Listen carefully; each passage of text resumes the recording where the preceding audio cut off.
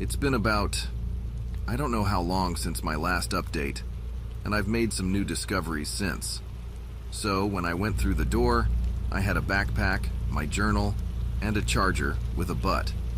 I was wearing a fresh pair of basketball shorts, some flip-flops, and a shirt for some sports team or another. I had also stuck a few undestroyed bits of food in the backpack, and as I passed within the room, I closed my eyes and prayed I would come out in my world. No such luck, but I did step out into a brand new Dollar General Beyond. The shelves were upright. The floor may not have gleamed, but it was clean, and the shelves and coolers were stocked for another day of business. Stranger still was the change that came over me. When I walked through, I had been holding the straps of my backpack, praying under my breath for escape. But as I walked in, my hands suddenly grabbed nothing, and I felt jeans on my legs and boots on my feet again. I looked down to find my work shirt, the logo for Rocco's Subs across the front, and took inventory of myself before going on. Discovery 4. You can't take things with you from other Dollar Generals. Only the things I brought into the Dollar General Beyond stayed with me when I traveled. Traveling is what I have called it when I go into the bathroom and step into a new Dollar General Beyond. My phone, my wallet, my work ID, the 27 cents I had from something earlier that day, and the granola I had crumpled up in my back pocket travel with me. Anything I try to bring through from other DGBs does not come with me. It's not a big problem. I can get more chargers or supplies when I get there, but it's a little jarring to feel the backpack disappear off your back. As such, I have started keeping my journal here on my phone since the words and notes seem to come along with me too. This brings us to the next thing. Discovery 5. The stores reset themselves when you travel. The DGB I walked into looked similar to the one I had left, and the stock was back and in place. I say similar because the inflatables are gone in favor of autumn items. There's decorative pumpkins on the seasonal shelves. There are fall items throughout the store, and many of the coffee drinks now have pumpkin spice in their midst. Everything else is the same, but it's like the store goes through little changes when you go to a new one. I still couldn't leave. The doors refuse to open, but the lights are on and the music is still playing. So that's not too bad. Plus, I like pumpkin spice, so that's not a big problem. This time around, I started experimenting a bit with the door. I now realized that the sign I had made on the first night hadn't just gone away. When I passed back through the bathroom door, I had gone into a new DGB, and the sign hadn't existed there yet. I didn't bother to put one up this time, not really wanting to attract the attention of whatever might be out there anyway. I took note of my food, deciding how much I'd have before I had to move again, and figured I had about 2 months of food on hand as long as I didn't go buck wild. I found some bedding and made myself a little bed area, and then I set to experimenting. I started by throwing things through the door. It started with action figures. I probably tossed about 24 army men through the door before realizing I had no way to see if I could get them back. So I went to the dental aisle and got some floss, and that's when I discovered I didn't have to get them back. There was a small pile of loose army men laying on the floor of the toy aisle, just hanging out as if they had tumbled there from nowhere. The other store had rejected them, sending them back to their point of origin, and I looked at the dental floss dubiously. I shrugged. It was for science, after all. I hooked it to the little base of the soldier and tossed it in. The army man disappeared into the space, and the dental floss kept spooling out as the greedy doorway to the whole box of minty rope. It came out quickly, running out fast enough to make me think I might see smoke, and when the spool jerked as it hit the end, the little box fell out of my hand. It slid across the ground and went in two. I watched the door for a few seconds before going to see if both had gone back to their point of origin. Sure enough, the army man was in the toy aisle and the floss was in a pile on the dental aisle with the box beneath it. I picked up the dental floss and went to look for other things to throw through the doorway. I didn't really have anything living. Besides me, and I knew I could go through the portal. I settled for some bananas, but they too came back. Same with other fruits, but I had figured they would. Liquids were the same. The oil I splashed through the portal made a huge mess on the floor when it tried to go back, and I stopped after that. Nothing could go through the door other than me. Understood. That was day 8. On day 9, I looked at the data I had to see what it all meant. The only things I really knew about this place was that A, I couldn't leave. B, I could only go to copies of the same Dollar General. C, some of those copies were a little different, but still similar. And D, only I could go between the places. And E, there was something else that could go between those places. It wasn't a lot to go by, but it was something. This place had rules, and rules were something I could work with. I spent a few days in that particular store, grabbing things at random and throwing them in to make sure the rules were constant. In the end, everything came back. Nothing was immune to the rules, except for me. I looked for living things to throw in, but it appeared I was the only thing that lived here, which was concerning. Most stores try to keep themselves clean, but inevitably there will be bugs or even rats in a store. I checked under every shelf, in every corner, and behind every box and bag, but I couldn't find any of the usual signs of pests. No mouse crap, no spider webs, no roach bodies, no nothing. Maybe that was part of it too, I didn't know, but I made a note of it. Discover 6. There are no pests in the Dollar General Beyond. After that, I decided I had done all I could do here. What else was I going to do in this store? What was I going to do in any other store, for that matter? I didn't know, but I realized that staying wasn't going to get me anywhere. I started to pack a few things, but realized the futility. It would all just disappear when I went. But I did do something before moving on. I went and grabbed a permanent marker from the stationery section and drew a big letter B on the floor by the front door. I didn't know if it did, but if I ever rolled back through a store I had already been to, I wanted to be able to tell. That done, I stepped through the bathroom and into another Dollar General. It wasn't mine either, though. The store looked the same, but all the products were in a foreign language. I had taken Spanish in high school, but whatever the language was, it wasn't that. I thought it might be one of the Middle Eastern languages. I'd played enough Call of Duty and seen enough street graffiti to find it familiar, but still unknown. Some of the food was different too. There were more regional cuisines, flatbreads, and strange meats, and the music playing overhead was something best described as pop with yelling. The automatic doors had also been replaced with a roll-down grate, and the grate was secured as if for the night. I ate a little of the food, the stuff that I didn't need to cook, and drew a big C on the floor near the doors before moving on again. I did this for a while, not really sure how long I was traveling, but leaving my signs behind. Some of the stores were set for different holidays. Some of them were in different languages. A couple of them had weird alien goods that I had no idea what were, and I moved on from these quickly. Some looked to be selling human meat and pieces of people. In some there was music, in some there was silence. In one, the lights were black lights. In another, the floor was lit up and the ceiling was not. Some of the music was just static.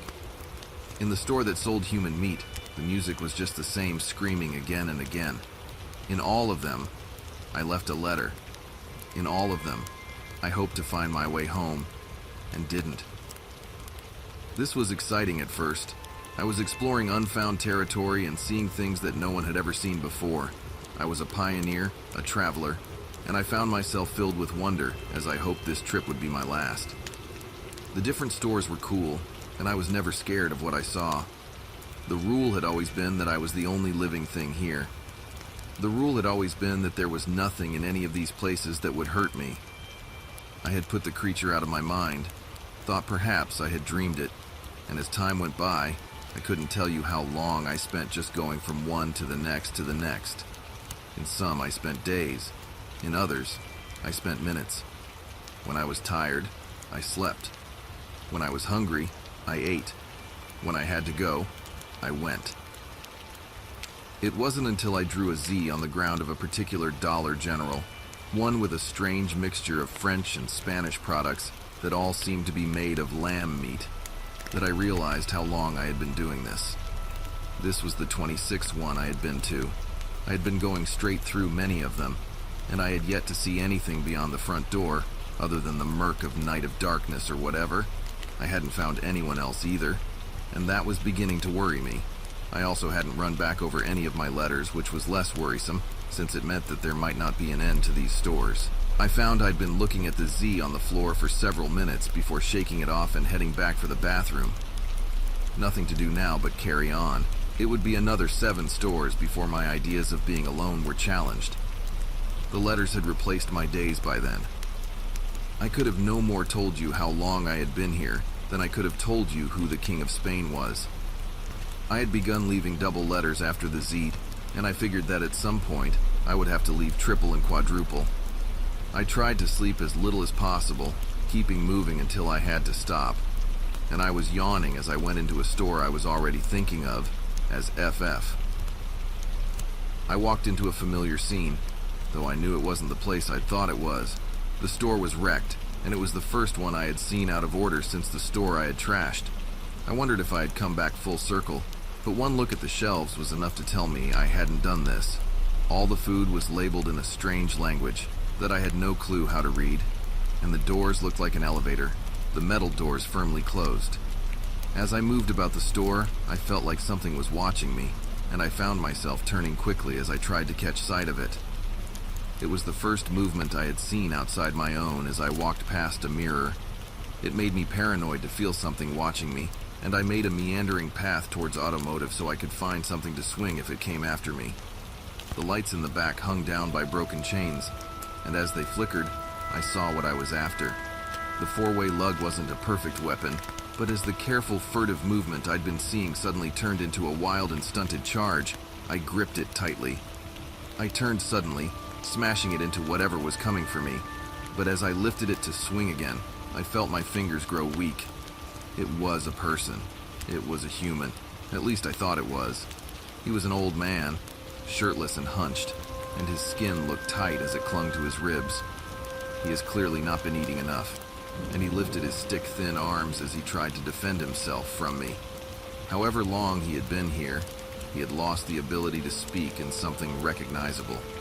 He sputtered and chirped, making something like animal noises as he held his bleeding head and moaned in pain. I didn't wait for him to get his wits about him.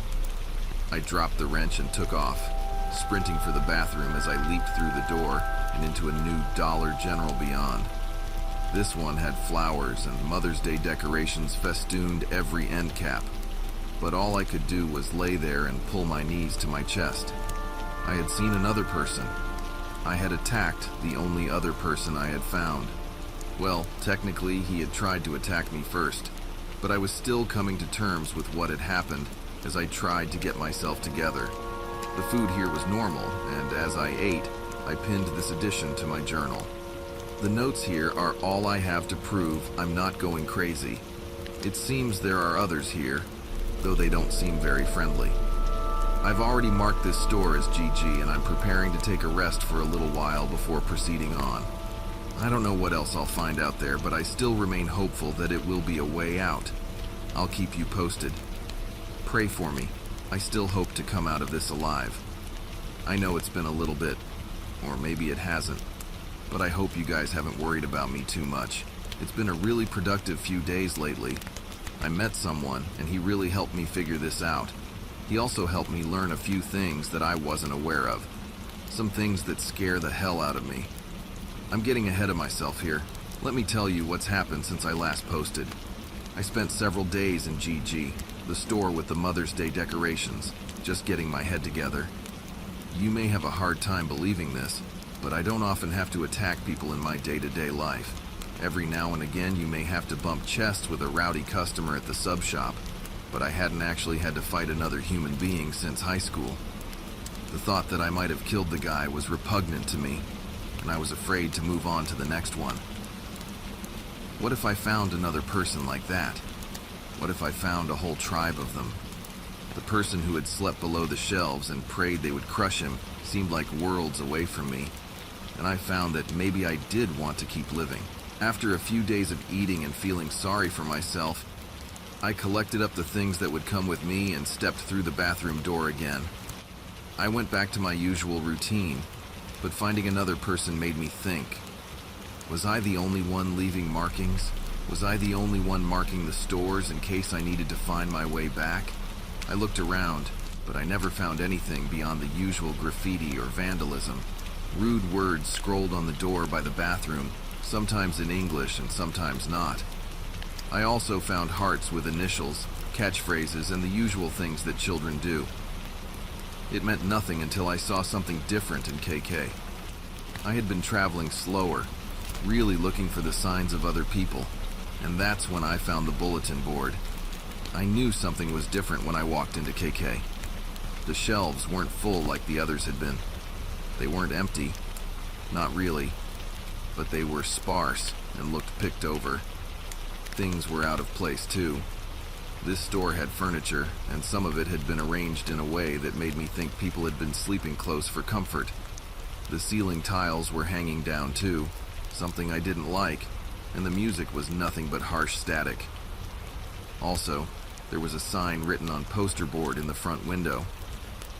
I blinked at it when I noticed it, thinking it might be mine. Someone had scrolled a similar message on the other side, but this side would only be seen by people already in the store. The writing was messy, scribbled with a magic marker, but it was readable, and it filled me with hope that the crazy hermit might not be the norm. If you can read this, check the bulletin boards in the break room.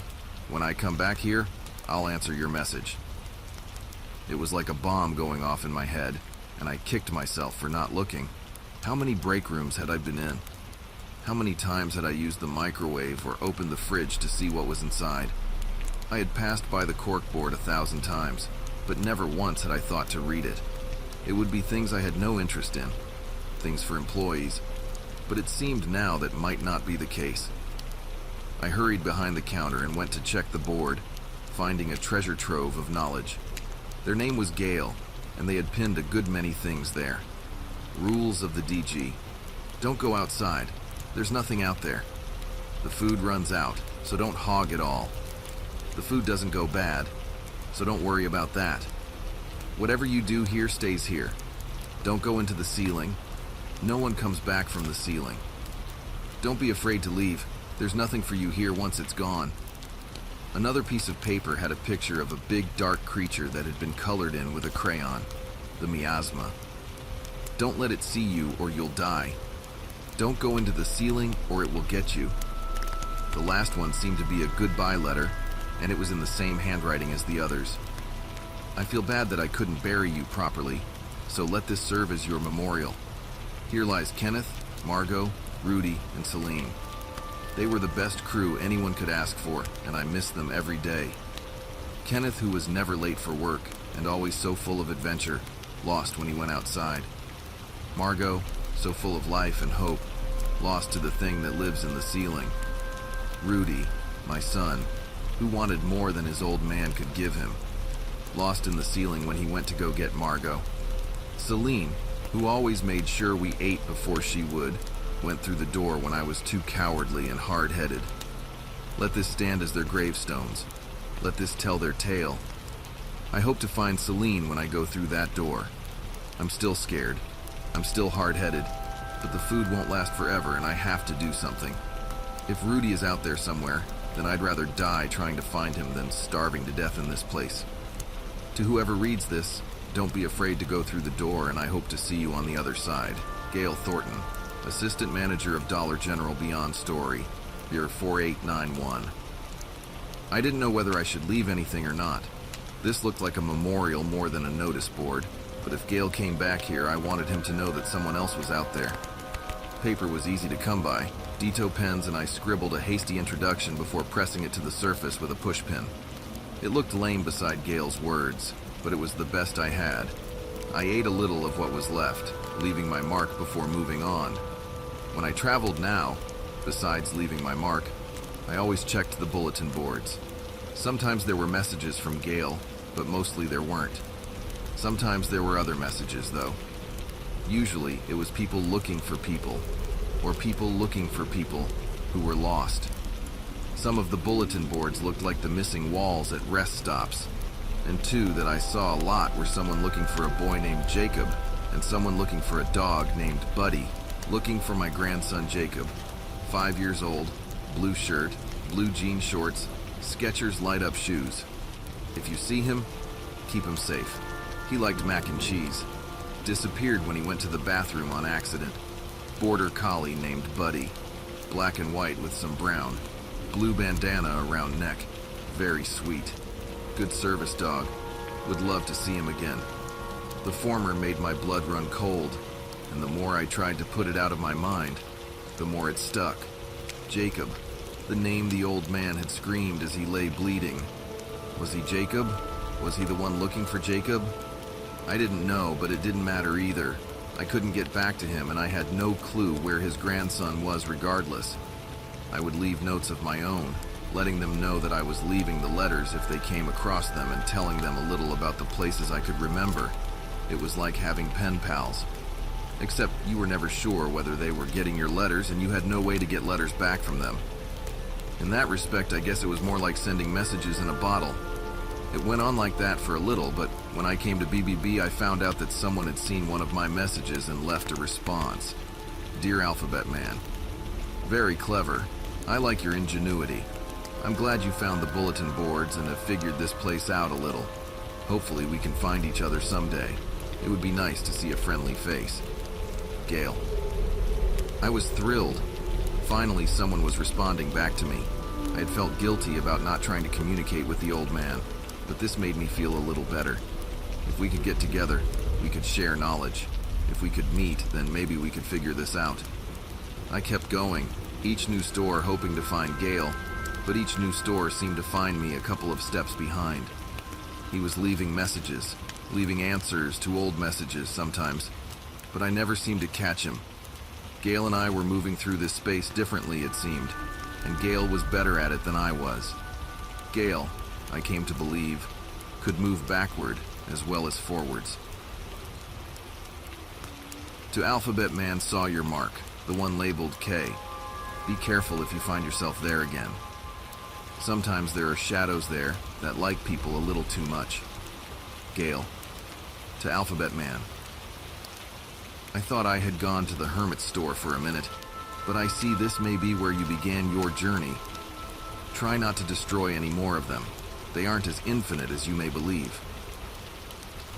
Gail to Alphabet Man. Found your stovetop in the place you call SS. Hope the eggs were good, and thanks for leaving me some. Gail. This went on for 3 or 4 more trips before I found the message I was looking for. JJJ, the spot I had found myself in, looked very different from the other stores I'd been to. It looked picked clean, every shelf emptied and bare. Someone had collected a pile of things from the store and attempted to burn the door. It smelled like they had used lighter fluid to start, and the ceiling tiles by the door had fallen as they charred and left a wide, gaping maw above. The door, however, was none the worse for wear.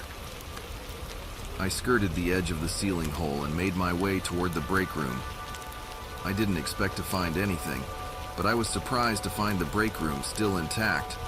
On the board was a message written on the back of a charred newspaper, Alphabet Man. I hate to leave you in a place like this, but if you keep to your current path, you should be here in a couple of days. Stay here for 2 sleeps. There is food in the back as well as water. And if I haven't made it by then, it means something has happened, and you should move on. With any luck, we'll meet up in 2 days' time. Looking forward to seeing you. Gail. I read the message a few times, not sure if I wanted to stay here or not. This place was creepy, to be sure, but the chance to meet Gail was something I couldn't pass up. I checked on the food he had mentioned and found several days' worth of water and non-perishable foods that someone had stuck in the back. There was no sign of whoever had set the fire, and I hoped that I had the place to myself. I dragged some bedding and food to the break room, feeling that I'd rather hide in there than in the open, and settled in for the next couple of days. I kept the door to the break room closed, and if anything moved out there. I didn't hear it the first night. I mostly rested the next day, glad for the opportunity to do so. I'd been going strong for a long time, resting when I was ready to fall down, and it was nice to get a little downtime. I wished it was somewhere a little nicer, but even this place told me things I didn't know. The doors, it seemed, were very resilient, but that made me wonder about Gale's story. He said that Kenneth had made it out those doors, and I wondered how such a thing was possible. The doors seemed unmovable, and the longer I thought about it, the more I couldn't wait to hear his story when he got here. As I settled in for the second night, though, I heard something groan from the main floor and huddled deeper under my blankets. It was the exact same sound I had heard as I lay under the shelves, and as I listened to it move through the bones of the store, I realized I had trapped myself in my pursuit of safety. If it came in here after me, I'd have no way to escape, but if I could make it to the bathroom, I could escape and touch base with Gale some other time. He would understand, especially if this was miasma, and I pushed the blankets away as I crept towards the door. I could hear it moving on the other end of the store, and as I opened the door, I prayed it wouldn't squeak. If it made a noise, it was unnoticed by the creature, and I prepared to make a break for it. Looking around the door frame, I felt my ambition drain away as I caught sight of the creature, a new terror. It was huge. Its shadowy form stooped over, and it looked like nothing I had ever seen. It was darkness, a living fog bank of midnight, and as my teeth threatened to clack, glanced at the bathroom and tried to steel myself for my run. That's when I saw something that pushed my apprehension away, and I was filled with renewed drive. Over by the bathroom, peeking around the side of the alcove, was a person in a red vest with a salt and pepper crew cut. He saw me too, and as he nodded his head, telling me to come there, he tossed something towards the back of the store. The bottle burst with a loud pop, and the creature growled like a mudslide. It lunged toward the back, slamming into the back wall, and I took my chance and ran. It heard me then, turning its ponderous form as it tried to give chase, but I was out of its reach. Gale grabbed my wrist, and as we lunged through the bathroom door, the thing was mere inches behind us. As we lay outside the bathroom, the new Dollar General a pleasant sight after the burnt-out husk we'd come from, the man smiled at me and offered me a hand. "It's nice to meet you properly, Alphabet Man. I'm Gale, but I suspect you already figured that out."